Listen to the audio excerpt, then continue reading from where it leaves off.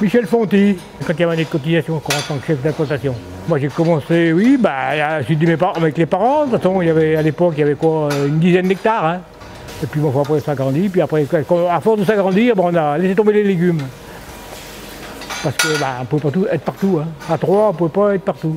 Alors moi je suis Frédéric Fonty, le GAEC Fonty. Il y a mes parents, ouais, mon père, ma mère, qui ont tous les deux l'âge de la retraite mais qui n'y sont encore pas. Voilà. Et puis un neveu là, qui est embauché pour l'instant, qui est en voie qui va s'installer. Quoi. Ben, je suis Madame Fonty, voilà, la maman à Frédéric. Déjà à la maison, vers mes parents, il y avait déjà des vaches.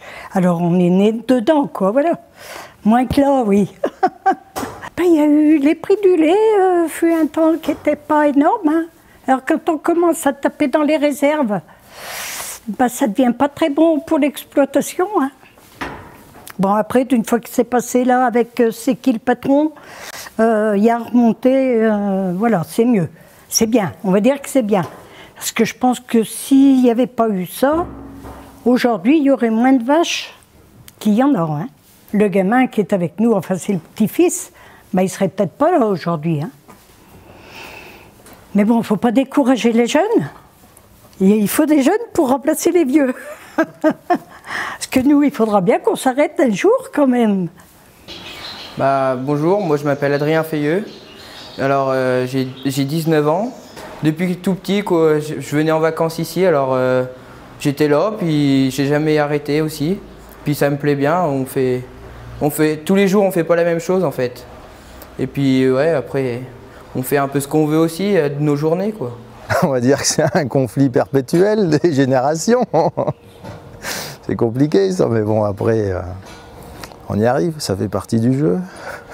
Tout évolue tellement vite, donc après c'est aussi... Il faut arriver à se remettre en question. C'est compliqué pour quelqu'un qui est habitué de travailler comme ça, de changer ses habitudes. Et puis voilà. Donc après, je comprends que les parents ne sont pas toujours d'accord avec ce qu'on veut faire aujourd'hui et puis comment ça se fait. Et puis voilà. Ouais. Je n'ai pas habitué à ces démarches-là. De toute façon, souvent l'agriculture, on produit, puis après, c'est pas nous qu'on fixe le prix de toute façon. Tous nos produits, oui, ils partent, bon, on ne sait même pas quel prix souvent. Alors, il y a un gros changement quand même. Hein. C'est le consommateur qui est à l'origine du prix, c'est pas le producteur. Mais bon, ça va quand même mieux. C'est un prix raisonnable. Il faudrait que tout le monde soit à ce prix-là.